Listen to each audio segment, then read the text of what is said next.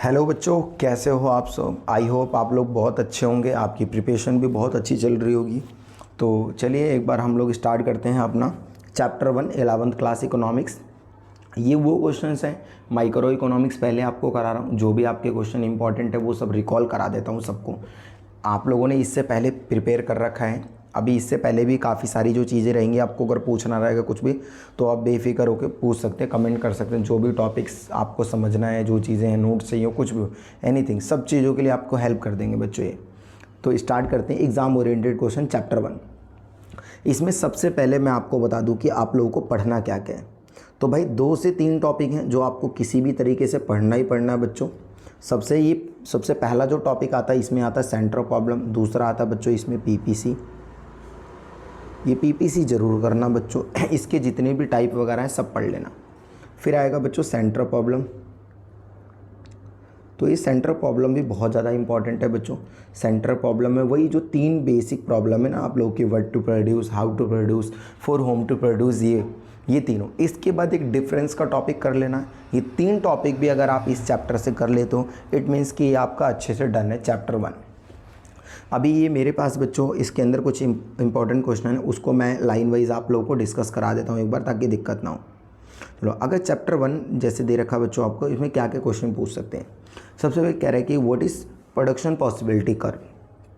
Production possibility curve, अब ये production possibility curve हमसे पूछ रहा है तो क्या क्या चीज़ें देख लेते हैं। पीपीसी है बच्चों, ठीक है। अब प्रोडक्शन पॉसिबिलिटी कर्व दे रखे है कॉनकेव। कॉनकेव क्यों होता है एक्सप्लेन करते हैं। कॉनकेव इसलिए होता है बेटा क्योंकि जब भी आप एक गुड्स का प्रोडक्शन क्या करते हो, बढ़ाते हो, दूसरे गुड्स का आपको कम करना पड़ेगा। ऐसा क्यों करना पड़ता है, क्योंकि एक ये डायग्राम है, इस पे ध्यान देंगे, ऐसा शेप होता है इसका।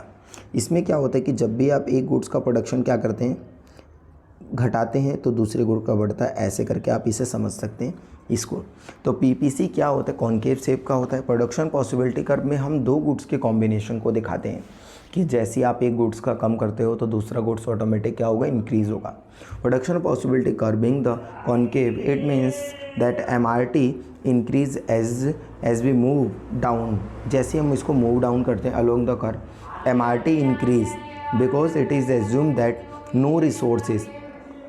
वॉइस जो है बच्चों उसको आपको इग्नोर करना है, बैकग्राउंड साउंड आपको पता ही है कि गली में ये सब चीज़ें चलती रहती है, ठीक है।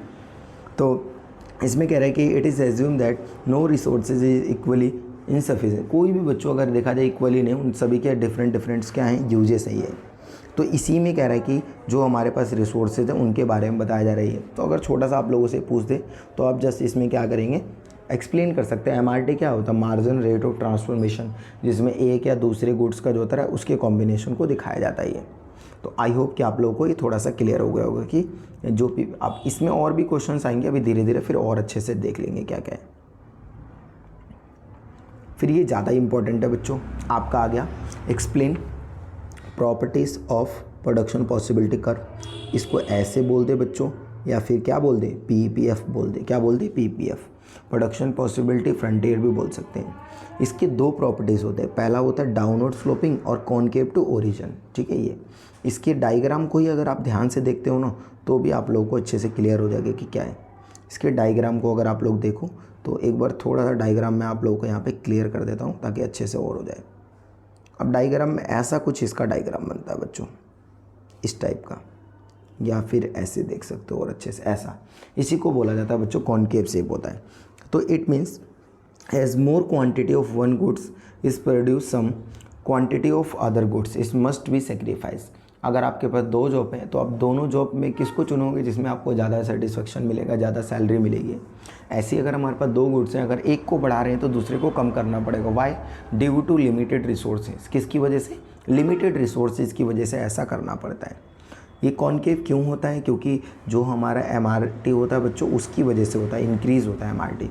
अभी मैं आपको टेबल भी बता दूंगा कि ये जो टेबल है कैसे होता है, एक्स वाई जेड, इसमें ओ एक्स और वाई रहता है, उसके अकॉर्डिंग जैसे हम गुड्स का अप डाउन करते हैं इसके अकॉर्डिंग।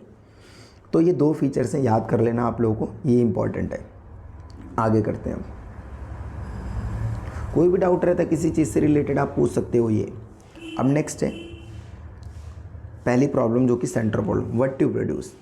मेनली क्या है, जैसे ही हम बात करते हैं व्हाट टू प्रोड्यूस की, इसमें व्हाट मतलब क्या, तो इसमें आ जाते हैं गुड्स एंड सर्विसेज। क्या आ जाता है? Goods and services. तो an economy can produce different possible combination of goods and services with the given resources. बिल्कुल सही है कि एक इकोनॉमी जो भी उसके पास रिसोर्सेज हैं उससे डिफरेंट टाइप्स के। An economy has million goods to produce, लेकिन हम सभी गुड्स को प्रोड्यूस नहीं कर सकते। क्यों? क्योंकि हमारे पास क्या है? लिमिटेड रिसोर्सेज है। इसलिए if production of one goods increase than less resources will be available for other. अगर एक को बढ़ा रहे हैं, अगर मैं एक्स को बढ़ा रहा हूँ तो डेफिनेटली वाई को क्या करना पड़ेगा? कम करना पड़ेगा, डाउन करना पड़ेगा मेरे को। ये तो थोड़ा सा क्लियर हुआ। इसमें आप लोग पीपीसी बना सकते हो। डिफरेंट टाइप्स के गुड्स होते हैं हमारे, कैपिटल गुड्स, कंज्यूमर गुड्स। वहाँ पे भी अगर हम देखें तो हमारे कंज्यूमर गुड्स में भी दो कैटेगरी आ जाती है कि जो हमारे रॉयल्टी को शो करने की चीज़ें वो हैं वो, या फिर जो हमारे लिए बहुत ज़्यादा नेसेसरी है उनका किया जाए। ये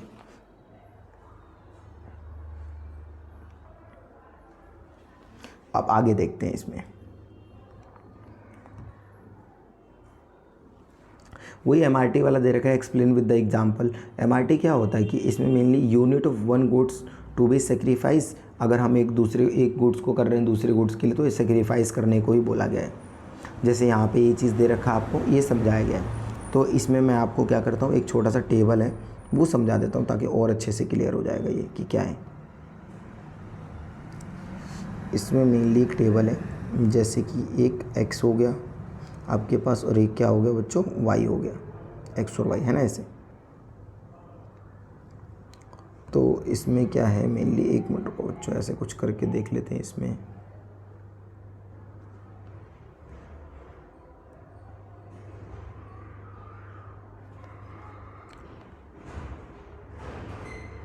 अब इसमें देख लेते हैं हम लोग एक बार। हाँ, जैसे एक्स में क्या किया हमने? 1 2 3 और 4 यहाँ ले लिया तो एक्स का हो गया। वाई में हमने लिया यहाँ से जैसे कि अगर ये 0 से भी स्टार्ट करते हैं तो भी 0 से ही कर लेते, कोई नहीं। 10 9 7 4 0। तो जैसे देखो इसमें एक एक का गैपिंग हो रहा है ना, इसमें एक एक बढ़ते जा रहा है, लेकिन पहले इसमें 1 घट रहा है, फिर 2 घट रहा है, फिर 3 घट रहा है, फिर उसके बाद 4 आ जाएगा ऐसे यहाँ पे। तो ये क्या हुआ? घट रहा है ना। तो घटने ये जो है ना, इस टेबल को अभी मैं आपको और एंड में एक्सप्लेन कर दूंगा, इसमें देख लेना आप लोग। तो इसका मतलब होता है कि एक गुड्स को अगर आप क्या कर रहे हो? सेक्रीफाइस कर रहे हो तो दूसरे गुड्स में आपको ज़रूर गेन होगा। ये है। अब इसमें नेक्स्ट भी है हाउ टू प्रोड्यूस वाला। हाउ टू प्रोड्यूस में क्या होता है कि हाउ टू प्रोड्यूस में मेनली हम देखते हैं कि कैसे किया जाए। तो इसमें LIT और CIT की बात की जाती है। LIT और CIT, लेबर इंसेंटिव टेक्नोलॉजी और कैपिटल इंसेंटिव का यूज़ किया जाता है। वही लेबर में ज़्यादा लेबर का यूज़ करेंगे और कैपिटल का कम करेंगे। कैपिटल वाले कैपिटल का ज़्यादा और लेबर का कम यूज़ करेंगे। ये तो ये हो गया हाउ टू प्रोड्यूस वाला। हाँ, यहाँ बना सकते हैं अपन। जो वो टेबल था हमारा जो रह रहा था उसको यहाँ पे कर लेते हैं। देखो सबसे पहले x हो गया, यहाँ पे हो गया y, 0 1 2 3 और ये 4। इसमें 10 9 7 4 और 0। अब यहाँ पे क्या है? MRT एक एक का गैप है, इसमें एक और, फिर यहाँ 2 2 डॉट डॉट डाल दो रेशो में, 1 2 3 और 4। तो इससे क्या हो जाएगा? आपका MRT जो है वो क्या हो रहा है? इंक्रीज़ हो रहा है। जब आपका MRT इंक्रीज़ होगा तो इसमें यहाँ जो PPC का आपका शेप है वो किस टाइप का हो जाएगा? कॉनकेव शेप का हो जाएगा। तो आई होप कि यहाँ तक क्लियर हो गया होगा। अब नेक्स्ट आगे देखते हैं।